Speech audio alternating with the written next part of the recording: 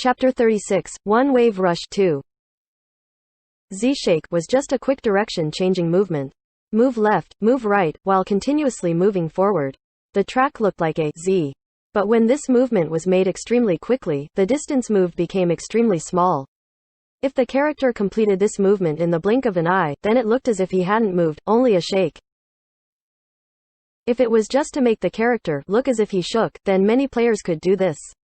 But for a player to use the Z-shake in an actual battle, then he definitely had to be a great expert. Just relying on this small movement to dodge the attacks, it showed just how precise this person's decision-making and control was. It wasn't only Blue River, but Thundering Light and the others all understood this. At this moment, while they were still shocked by this exquisite play, they saw Lord Grimm rush up to two goblins and hit them with his palm. A gust of wind blew out and the two goblins flew out. Level 15 Battle Mage Skill, Falling Flower Palm. This skill had a strong blow-away effect. Goblins were light, so with this palm, they flew out several meters into the distance. Lord Grimm didn't stop to rest. His figure rushed to a different side. That area had two goblins. As soon as a player entered their aggro range, they would immediately take out their big sticks and attack you in close combat. This time, Lord Grimm didn't move close to them and continued past them. Ahead, the two goblins that were blown away had already gotten up. One was getting ready to throw a rock, while the other was casting Ice Arrow. When Lord Grimm still had 2 meters between them, he swung out his battle lance. Poo-poo 2 sounds. The rock wasn't thrown out and the Ice Arrow was interrupted. Lord Grimm swept with his lance and the two monsters fell. Stepping over them, he ran forward. The next targets were two goblins in the 10 o'clock direction. This time one of them held a stick and the other was casting Ice Arrow. When the Ice Arrow flew out, Lord Grimm immediately jumped and also conveniently flew over the goblin with the big stick.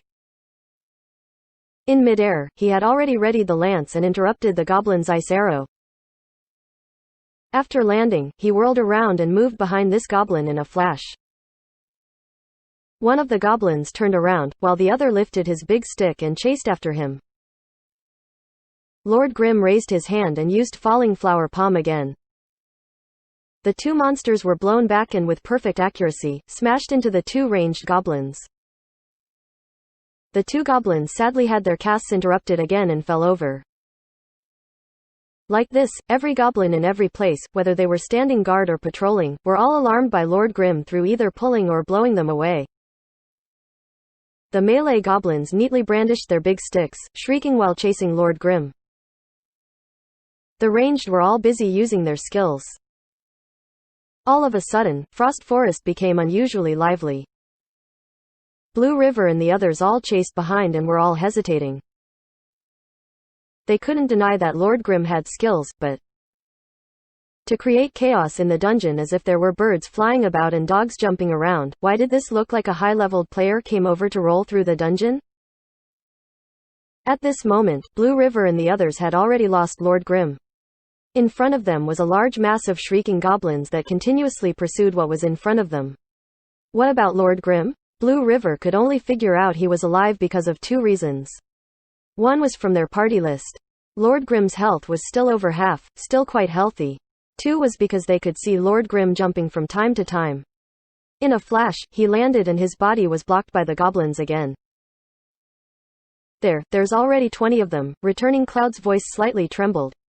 To be able to do this as a level 20, this was too grand. Still don't kill? Lunar Grace had already prepared to use Dal Shururu. I just want to know how he's going to come back to us. Thundering Light looked towards the mass of goblins that had all been pulled. His tone carried admiration. He doesn't want me to just throw out the Dal Shururu like this, right? It won't work. Lunar Grace was worried. Because there were ranged and melee goblins, there were pretty much 2 armies. One army carried big sticks and persistently pursued their target. The other army maintained their distance and would only run closer if Lord Grimm went out of range. What's he up to? Are you asking me? I don't know either, Blue River said. Right when his voice fell, Thundering Light suddenly bounced up and down. With great effort, he wanted to see the situation behind the mass of monsters. Although the bouncing was hilarious, they didn't laugh. Blue River immediately asked, "What's the situation?" The crowd's been gathered quite beautifully, Thundering Light said. Oh, Blue River also had the urge to bounce up and down, but as one of the 5 great experts of Blue Brook Guild and the guild leader in the 10th server, he still had to maintain a bit of dignity. As a result, he could only ask dully, how does he do it?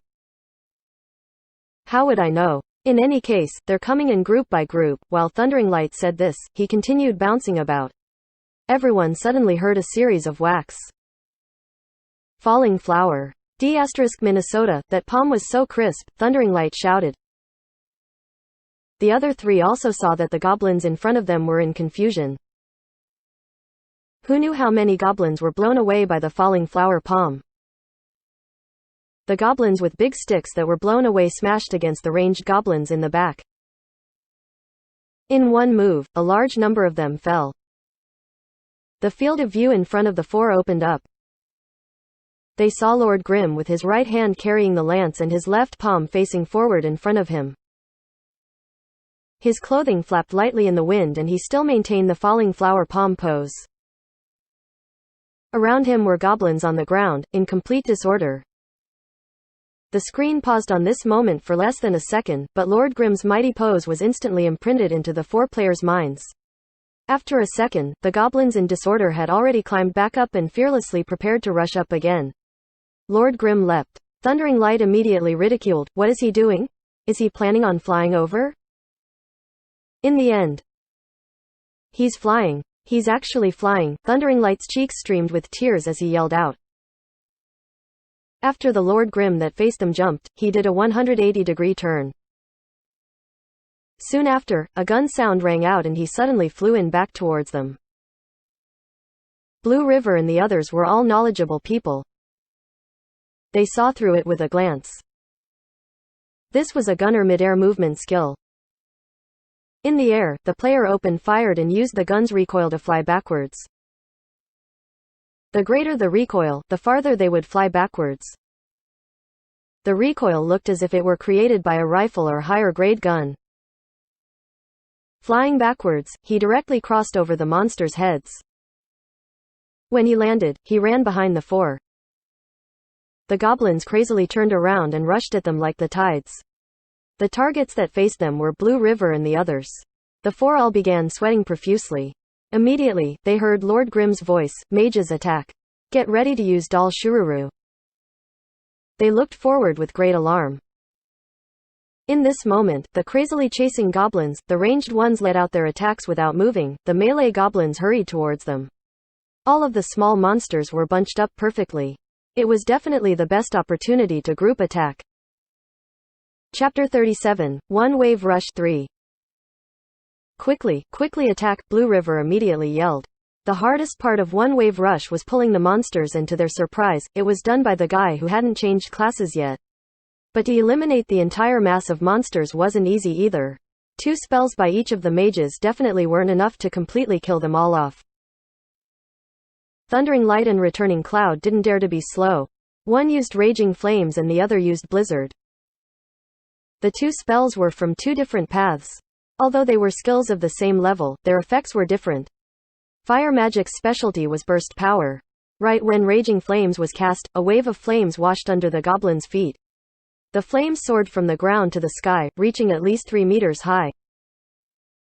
The goblins that had been attacked were suddenly blown up into the air. The raging flames surged on and the goblins screeched, but this skill wasn't fireworks. Flames pillars leapt up and then scattered in less than a second. With its disappearance, the goblins fell to the ground. But at this moment, Returning Cloud's blizzard had already smashed on top of them. Hailstones mixed with snowflakes, each around the size of steamed bun, relentlessly crashed towards the goblins. Raging flames ended just like that, but blizzard rained down every second for 4 seconds. In terms of total damage, blizzard was higher. But in terms of burst damage, Raging Flames was clearly more ferocious. These were the specialties between the ice and fire path. Dal Shururu, Yishu yelled. Lunar Grace was already prepared and she immediately cast Dal Shururu in the center of the mob. Dal Shururu was a type of ragdoll. Monsters in a 2 radius meter around it would be taunted, forcing the monsters to aggro onto it. Of course, this had restrictions. First, Dal Shururu's level couldn't be lower than the monster's. Second, a normal Dal Shururu had no effect on elites, boss, and emperors. Only having the passive skill Dal Shururu upgrade with it would work. At the moment, Lunar Grace wasn't at a high enough level to learn Dal Shururu upgrade, but her Dal Shururu was auto-leveled, so the levels on it weren't a problem. When she casted it out, all of the goblins ran towards the Dal Shururu. The taunt won't last long, Lunar Grace immediately yelled after casting it. Dal Shururu's effect lasted very long, a full 20 seconds, but the problem was that this small ragdoll didn't have much HP. Monsters that were taunted wouldn't just stand around and watch, rather they would attack. With such a large mob of goblins, Dal Shururu would be destroyed in the blink of an eye. Thundering Lights, Raging Flames, and Returning Clouds Blizzard had cooldowns too. One of them needed 6 seconds, while the other needed 8 seconds. Now, the two were madly throwing out their single-target spells to attack. Facing this giant mob of goblins, their spells clearly weren't as effective as they had hoped. Enough. While Yi Shu said this, he controlled Lord Grimm to rush forward. With Dal Shururu's effect, the goblins were even more bunched up. The melee goblins all surrounded Dal Shururu and the ranged goblins had already begun attacking Dal Shururu. Dal Shururu had only been out for a mere second before it was destroyed. But in this time, Lord Grimm was able to rush up close to the goblins. His battle lance was gone. In its place, his left and right hands held tonfas. He grabbed a goblin and did a back throw. Backdrop's shock wave rippled out and the surrounding goblins all neatly fell down. Blade Master, get ready to use Falling Light Blade. Use it when they get up, Yi Shu yelled. Blue River, who hadn't been given any instructions up until now, was startled, but he quickly responded and he lifted his sword Flaming Sun and hastily advanced forward. All of the goblins were now neatly climbing back up. Blue River had already leapt into the air and targeted the middle of the mob. His two hands launched his sword, which rapidly crashed down. Blade Master skill, Falling Light Blade. For Falling Light Blade, the higher the user jumped, the higher the damage and the larger the radius of the shockwave was. Blue River deserved to be called one of the 5 great experts of Blue Brook Guild. After Yi Shu yelled out the command, Blue River immediately understood his intention. This Falling Light Blade was used perfectly. After the shock wave spread, the goblins that had just climbed back up fell back down once again. The AoE attacks in quick succession weren't used for the damage, but rather to make sure that the bunched up monsters stayed down without a chance to get up and attack. However, Back Throw and Falling Light Blade also had cooldowns. These two skills alone wouldn't be enough to completely crowd control them. Dal Shururu's cooldown was even longer, 30 seconds, and couldn't be counted on in such a short time. What other AoE attacks does this guy still have? Blue River thought. His mind recalled all of the skills that could be learned before changing classes and that also had effects similar to Back Throw or Falling Light Blade. In the end, he heard the next command, Shadow Cloak. Right, Blue River suddenly understood. He saw Lunar Grace step forward. With a wave of her hand, a violet-black cloak flew out from her sleeves and wrapped around the bunched-up goblins. The cloak tightened around them and the goblins shrieked as they were bound tightly into a ball, falling down again. The skills should be off cooldown now. Blue River calculated the cooldowns of the skills that were used, but while doing so, he heard the next command, Raging Flames. Sure enough, Thundering Light's Raging Flames came off cooldown and casted it as soon as he heard the command. Once again, the spell was released right when the goblins were about to stand up again. The flame columns roared up towards the sky and the goblins flipped in the air. When they fell down, another 2 seconds had passed. Blue River suddenly realized that this spell also turned out to be a crowd control skill. An expert, he really was an expert. He unexpectedly utilized these skills that weren't originally meant for crowd control as crowd control. To be able to complete a same-level dungeon with one wave rush, he truly was too strong. Blue River understood. At this point, as long as no one made any mistakes, this one-wave rush could be considered as done. Blue River understood, but how could the others not have either? Amazed, they followed Yi Shu's commands, using one skill after another. The goblins flew up and fell down, constantly struggling. Only after an assortment of items dropped, covering the ground, did the four recover from the shock. The 20 or so goblins had actually all been killed in one rush. Hurry up, let's keep going. The other side didn't even look as if what had happened were anything miraculous and immediately yelled for them to continue forward. Blue River and the others immediately followed. After give a few glances at the items that dropped, they didn't find anything of worth, so they just left them. When going for a clear record, who had time to waste time doing that? Outside of the dungeon, Flower Lantern sent a message, "How is it?" Speechless. "God, he's a real King God," Blue River replied. "What are you talking about?" One wave rush. One wave rush. My ass. What are you talking about? Flower Lantern couldn't understand. We're rolling through with one wave rush, Blue River said. You're joking, right? Flower Lantern didn't believe it. Just wait till we're on TV, ha ha ha. In glory, players called being shown on the system announcement as on TV. Flower Lantern stupidly closed the message box, while Bound Boat asked, "How are things?" They're pushing forward through one wave rush, Flower Lantern said. One wave rush, Bound Boat was also dumbfounded. Chapter 38, What's Damage? They advanced through the dungeon astonishingly fast. Blue River looked extremely happy. Yi Shu also felt worry-free. Blue River and the others were much better than 7 fields in his group, whether it be in equipment or skills.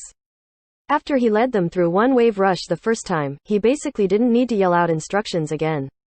Moreover, after the four understood his intentions, they could determine the most suitable time to act by themselves. Using this method merely 2 times, the monsters en route to the first boss were completely cleared. Blue River looked at the time. They hadn't even used 5 minutes. Monsters were no longer an issue, so next up was the boss.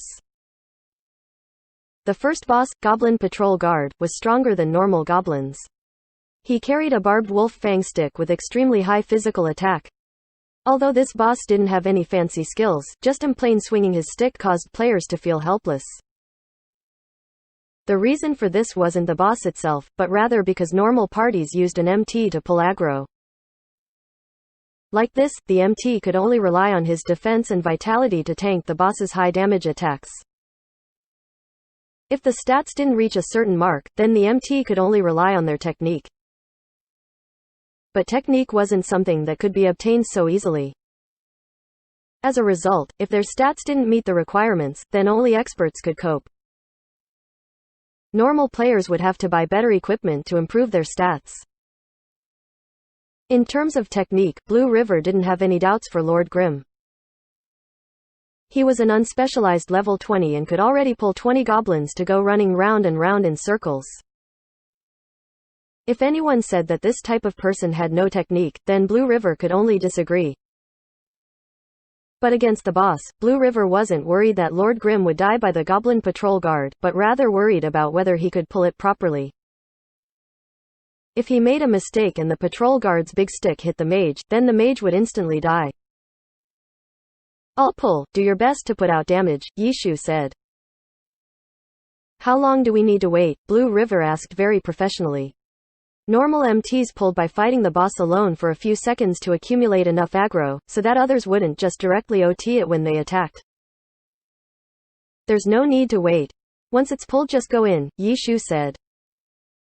Once it's pulled go in? The four all said at once in awe. Yeah, to beat the record, you have to hurry up. I'm starting, Yi Shu already hit the keyboard to let Lord Grimm rush up. Blue River and the others were startled a bit, but didn't dare complain. Although Hay had saved a lot of time clearing the small monsters, they still felt that they should steady the boss first. As a result, they didn't move and just watched as Lord Grimm stabbed towards the Goblin Patrol Guard. Dragon Tooth, Sky Strike, double stab, normal uppercut, normal stab, another Sky Strike. What are you waiting for? Hearing this, Blue River woke up as if he had been sleeping, but was still at a loss. Starting from when Lord Grimm had begun pulling, this Goblin Patrol Guard had been tumbling around in the air the whole time. What gorgeous endless juggling. The four couldn't help but think about counting how many times Lord Grim could combo and wanted to see when this boss would drop.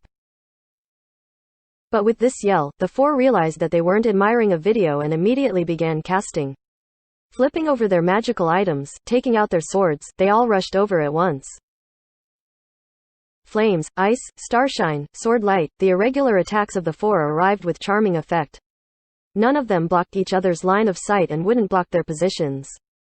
However, every one of them held a thread of wariness in their hearts. They were all afraid that their attacks would do too much damage and the boss would switch his big stick's target to them. Although Lord Grim told everyone to spare no effort and attack, he, after all, wasn't a specialized mount. Specialized MTs like a knight, after changing classes, they didn't just gain many new aggro control skills, but they also had many aggro-related skills from before level 20. Although Lord Grim could learn these skills, he hadn't brought these type of aggro control skills with him. As a result, the four attacked moderately and didn't go all out. They professionally controlled aggro. They were attacking and attacking until they suddenly heard Lord Grim said, "Go all out. It won't OT." Seeing how confident he was, not giving him face wouldn't be good, so they clenched their teeth and fought. Everyone began gnashing their teeth and madly attacked with all their might. Glory didn't have any assist tool for aggro calculations. Damage and healing were also done after they cleared the dungeon. The four were all experts and all had their own set of ferocious battle methods. Before, everyone was holding back, afraid of OT. Now, in the depths of their heart, it seemed as if they were hopeful for OT. If they didn't OT, then it would appear as if their damage was laughable. In the end, the Goblin Patrol Guard didn't even glance at the four of them. That big stick only went towards Lord Grim. Lord Grim moved extremely quickly. Even more amazing was that none of his movements affected his ability to attack. He was never not moving and kept on running around the goblin. Blue River was also a melee class. Now, the more he looked the more he was fearful. With Lord Grim's method, the boss responded extremely quickly and continuously turned around to chase him. Thus, no matter if he turned left or turned right, the boss wouldn't be left behind. Therefore, he could only barely dodge the boss's attacks. But if he were peeking, this sort of battle method would be enough to make a player vomit from dizziness. It looks like this person was also good at peeking. The Goblin Patrol Guard finally collapsed. The four ultimately weren't able to grab a bit of the boss's attention. The four felt a bit embarrassed to say that what they had done was simply them ganging up and bullying the boss. They surrounded him and spared no effort to attack it, but it felt like the monster they were beating up didn't even know about their existence. "Brother, how did you pull it so steadily?" Blue River couldn't help but ask. He felt that even with a specialized MT like Flower Lantern, his damage would have caused the boss to OT several times. "As long as my damage is greater than yours, then it's fine," Yishu replied. Quote. Blue River stiffened, Returning Cloud was shocked, Lunar Grace was speechless, and Thundering Light said, he originally wasn't an MT, he was also a damage dealer.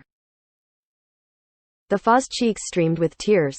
Right, Lord Grim had just done more damage than them and nothing more. Without stopping to rest, Lord Grim began pulling a mob of goblins. The four followed after him and whispered. "His damage was actually even greater than ours," Returning Cloud muttered. "And by quite a bit too, how else could the aggro be so stable?" Lunar Grace said. "I acknowledge his skill, but to be able to pull it so steadily, his attack definitely isn't low." "Do any of you guys recognize that lance?" Blue River asked. "I don't. It looks strange like a big clove of garlic," Thundering Light said. "Your family's garlic looks like that," Returning Cloud said. "It was an exaggeration. Do you know what that is?" Thundering Light said. "Get lost," Returning Cloud disdained. "All of you shut up. He's started pulling, let's concentrate," Blue River said. In front of them, Lord Grim started pulling monsters. The four didn't dare complain. Although they had already done it twice successfully, they were fully aware of the risks. If they made any mistakes with their skills timing, then might lose a few goblins. The results would be disastrous. Pull monsters, gather monsters, kill monsters. Each player completed their roles perfectly. After 2 waves, they killed all of the monsters en route to the second boss. Facing the second boss, Blue River and the others weren't polite and attacked with all of their might. In the end, the four once again silently chased after Lord Grim. So fast. We'll definitely beat the record, Thundering Light suddenly sighed. And by a large margin too, Blue River was extremely gratified. Yay, Returning Cloud also appeared happy. Lunar Grace didn't know what to say. Damage and whatnot. They didn't want to think about it. Chapter 39, Frost Thane. The Frost Forest's final boss was the Goblin Emperor Frost Thane. Just by looking at the name, a player could figure out this boss was even more important than hidden bosses in the beginner village. Thane's body wasn't very different from a normal goblin, but his fierce face seemed more sinister and cunning. At least, he didn't have an eye-catching funny blue nose like normal goblins. This was because the Frost Thane's skin was all sky blue. When he turned around and didn't show his face though, he looked like a cute house pet. But every player knew that this guy wasn't cute at all. In his right hand, the Frost Thane held an ice blade, which was about as tall as his short and small body. When it brandished the blade, cold wind would whirl out. The distance he could attack from was farther than a normal player could see. Due to this, the boss had a few special attacks, so the MT would often be contained there. As a result, Frost Forest guides all recommended that a party bring 2 MTs, which would also reduce the pressure when facing the first boss Goblin Patrol Guard and the Goblin Thane. As for Yi Shu, how could he be one of those ordinary players who followed guides? When he saw the 4 people had arrived nearby, he said, "I'm going," and Lord Grim rushed forward with his battle lance raised. He also did it this way because this party's quality was indeed very high. If he switched them with 7 fields and the others, then he'd have to explain what they had to do and would also have to look after them during the battle. On the other hand, Blue River and the others were worry-free. Blue River and the others also didn't say any more and followed up. Lord Grim was at the very front intending to pull the Frost Thane. This boss's reaction speed was twice as fast as normal goblins. Its 2 short legs swung around like wheels. And in an instant, it rushed up to meet Lord Grim. But in the end, in a mere second, the Frost Thane had already been launched into the air. So strong. Blue River and the others silently watched and silently praised. It couldn't be seen as a mere attack. With the Frost Thane's speed and nimbleness, it definitely wasn't easy to hit the target. Just pulling this boss was a difficult point. For example, if their usual MT, Flower Lantern, was here, he would only able to hit him for the first time on his 3rd try. Afterwards, a few small combos would be needed to fully establish the aggro. That was already considered a pretty good achievement. If it was a normal party, oftentimes, the MT would be hit until he was almost disabled, and even then, the aggro still wouldn't be established. In the end, the cleric that healed the MT would often take the aggro.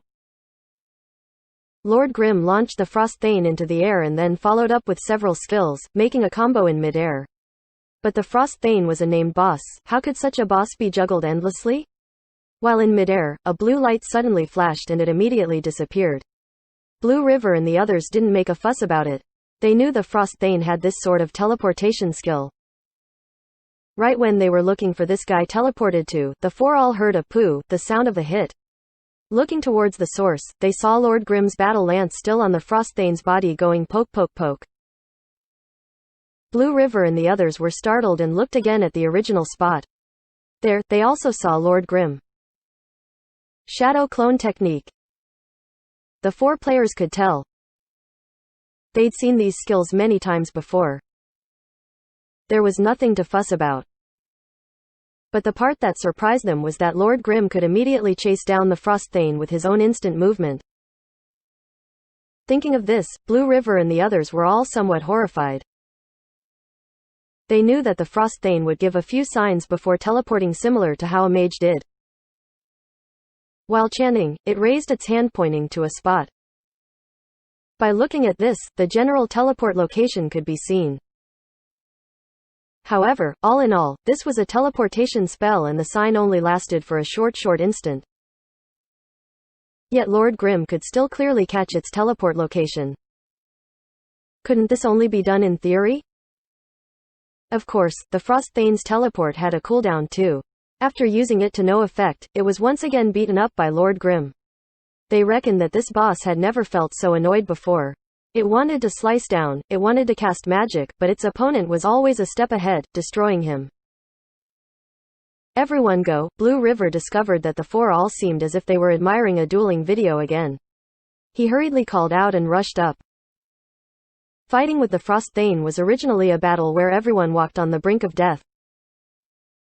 Parties like Blue River's, where they only brought a single MT, needed to control the aggro between the Frost Thane and the MT well, in order to avoid OT. But now, under Lord Grimm's method, where his strong attacks never missed, the four had absolutely no worries. Even if the Frost Thane's main target wasn't on them, they rarely made mistakes either. Frost Thane's teleportation really was too quick. Moreover, it wasn't a stupid boss that just stood there attacking the mount. Teleport. It teleported again. Blue River and the others cursed. As soon as the skill went off cooldown, the Frost Thane would cast it again. But today, against this opponent, Lord Grimm used the Shadow Clone technique to teleport too and wasn't slower than it. Finally, only Blue River and the others were left. They gloomily hit their keyboards to switch directions and chased after it. They had done this several times already. Careful, it's almost at red blood. At this moment, Yishu suddenly said. Okay, the four answered. They had been wary of red blood, such a serious status, long ago. When the Frost Thane reached red blood, it would be buffed with super armor, so its magic couldn't be interrupted by normal attacks. Moreover, it casted magic faster.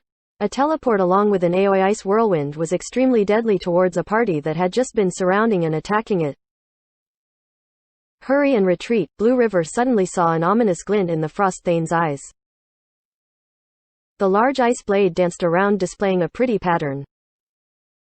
Right when the Ice Whirlwind was about to unfurl, he yelled and took the initiative to retreat away from the Frost Thane. The other three didn't need to stick close to the body to attack it, so they weren't as nervous. But they also quickly focused their minds and adjusted. This Ice Whirlwind didn't have any target. After it was sent out, it scattered around randomly. Who knew that with a rumble, the Ice Whirlwind didn't appear? The Frost Thane had actually been thrown down onto the ground. Back throw. Lord Grimm used a back throw. This skill could break super armor. Why are you running? Did you not learn Wave Wheel Slasher? Yishu was puzzled. Blue River knew he was talking to him. Wave Wheel Slasher was a spellblade skill and could also break super armor. Because it was a level 20 and under skill, after changing classes, Blue River could also learn it. Moreover, most blade masters put a point into it. It wasn't for damage, but for breaking super armor. Super armor break skills could interrupt magic even if they were in a super armor state. But the problem was that this was Frost Thane. This was the boss that when the MT pulled, the aggro would often switch to the healer. Who would dare bet their entire team's life onto whether he could accurately hit the super armor break skill? Actually, Blue River wasn't so unsure of himself, but rather because a single slip could destroy their entire situation, he chose the safer option. But in the end, he was called out on. Blue River was a bit embarrassed, so he shamelessly replied, "Yeah, I didn't learn it." Hissing sounds rang out, but the three understood Blue River's mood, so they didn't hiss for too long. You should learn it. Breaking super armor is very useful, Yishu said. I know, I just didn't have enough skill points, so I haven't learned it for now. I'll put in a point later. Blue River was flushed with shame. He was currently being taught basic knowledge. Chapter 40, New Record. Blue River resentfully returned to attacking. I want to use Wave Wheel Slasher on the Frost Thane to regain my dignity again, but I just said that I hadn't learned Wave Wheel Slasher. If I suddenly used it, how would I explain it? I had accidentally learned it before and hadn't seen it? F***ck, too clumsy. Just thinking about it made his face redden. The menacing Ice Whirlwind should have been the greatest threat, but Lord Grimm's confident display of skills neutralized all his fears. It also didn't have any new tricks up its sleeves. Under the 5 players' violent attacks, it finally collapsed. Equipment dropped, but Blue River and the others didn't care. They were all staring at the system announcement window. Congratulations to Blue Brook Guild's players, Blue River, Thundering Light, Lord Grim, Returning Cloud, Lunar Grace, for breaking the Frost Forest clear record. Time, 20 hours 24 minutes and 11 seconds. Blue River and the others all knew, all the way from when they first did the one-wave rush, that as long as they didn't make a mistake, they would definitely set a new record. They weren't surprised by this result, but by the incredible difference between their record and the previous record made the four extremely excited. The previous clear record was made by Herb Garden with 26 hours 12 minutes and 48 seconds. But, in one try, they beat this record by 5 minutes. How could such a thing like records be broken by such a wide gap? Players such as Blue River and the others all knew that even trying 8 or 10 times to beat the record was considered few. And they knew that every time they beat a record, it was always by less than a minute. To directly improve the time by 5 minutes, like how Blue River and the others did, was truthfully a bit unreasonable.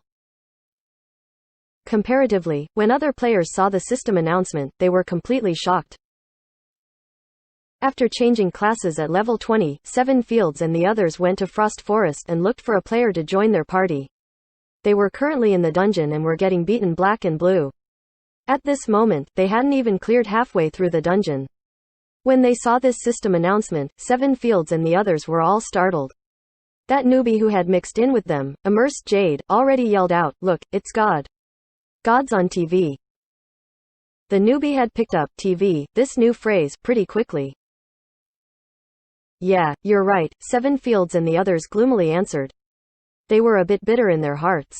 Blue Brook Guild. They obviously knew that it was one of Glory's 3 great guilds and only this sort of peak guild could match Brother Expert's strength. As for their second-rate guild second-rate players, to be able to have Brother Expert lead them twice on TV, they should be satisfied, right? The three were all laden with grief. But Immersed Jade was still muttering, "Frost Forest? Isn't that the dungeon we're doing now?" "Right," 7 Fields said. 20 minutes, we've also been doing this for 20 minutes. "Where are we now?" Immersed Jade asked. "Halfway," 7 Fields said depressed. See, this was the poisonous influence that was spread after they became familiar with Brother Expert. Comparing both sides, Brother Expert's achievements were on a completely different realm. From this, they would begin to doubt themselves. This was a very serious problem. At this moment, their party's 5th member was a cleric called Endless Night. He was focused on healing, so he hadn't really spoken much. Hearing the Faw's discussion, he suddenly interrupted, "Your guys mainly relied on this guy to get the first clear records?" 7 Fields was startled. They really had been up on TV before. For example, Immersed Jade had joined and worshipped them for this reason. This made 7 Fields and the others feel even more pressure when recruiting strangers. If they met a stranger, who was someone like Immersed Jade, and joined their party because they recognized their godly party, then, without Brother Expert, how could they show off their godliness? They would be embarrassed when the time came. After the cleric called Endless Night joined the party, he didn't say any of these amazed remarks. He had only done a few normal greetings and communicated when they were fighting monsters. 7 Fields and the others all assumed that he hadn't noticed that they were members of the first clear team. Following the 3 of them, the party had only finished half of the Frost Forest in 20 minutes. But that Lord Grim broke the clear record in 20 minutes and went up on TV. This clearly showed that in the first clear team, Lord Grim was the true expert, while the others were all smuggled goods. In the end, the awkward moment still came. 7 Fields and the others could only helplessly reply, "Right, it was all on that brother." Minnesota. "I thought so. I've been with you guys for 20 minutes and I couldn't see any of you as experts," Endless Night said. "Aren't you a bit too direct?" His words only added to their embarrassment. 7 Fields and the others weren't in a good mood. Okay. Starting from now, follow my lead." Endless Night suddenly brightened up. "Why?" everyone asked. "I'm an expert from Tyrannical Ambition," Endless Night. "Before, I wanted to see your strengths, so I didn't say anything. I've already endured for quite a long time. Your directions are all over the place." "I'll do it," Endless Night said. F***CK. The original leader 7 Fields was even more gloomy. What person was this? What type person would call himself an expert? Comparatively, Brother Expert was so modest and only used his skill to speak. No need, Seven Fields wasn't scared at all by the fame of tyrannical ambition. Brother, don't be like this. We need to hurry and clear this dungeon. I still have things to do, Endless Night said. Quote. I'll do it. I'll do it. Quote. I'm begging you. F***ck. You do it. You do it. Seven Fields let it go. What F***king expert was this? He felt as if the word expert had been shattered. Okay, follow my lead from now on. In the blink of an eye, Endless Night switched equipment. In his hands, he held a cross. The silvery light glimmered off of it. With just a look, they could tell that this wasn't any ordinary item. Minnesota, this guy was faking it the entire time. Seven Fields and the others finally saw through it. While Endless Night led, he sent a message to the guild. We made a mistake. In that first clear party, only Lord Grimm is an expert. The rest are all trash. It's too late. Lord Grimm has already been taken in by Blue Brook Guild. They beat the record by 5 minutes. Too scary. It must be because they added this guy. I, Endless Night sighed. What are you doing? I'm F***king carrying these trash through this dungeon, Endless Night replied. Meanwhile, after the clear record had been broken, the previous holders, Herb Garden, were in an uproar. 20 hours 24 minutes and 11 seconds. F***ck, that's too crazy. That guy Blue River doesn't have that strength. Plantago Seed, the Herb Gardens guild leader and the expert that led the party to set the previous record, loudly discussed. It's that Lord Grimm. It has to because of him that their strength increased, a teammate, Malva Nut, said. F***ck, I'll ask Blue River. Plantago Seed said this and sent Blue River a message. They were all the elite experts of the 3 great guilds. They all knew each other in the heavenly domain and had even added each other as friends. Hey, that's not fair, you got such a great expert, Plantago Seed messaged Blue River. Ha. You mad? 20 hours 24 minutes and 11 seconds. Can you break it when you're level 25? Blue River said proudly.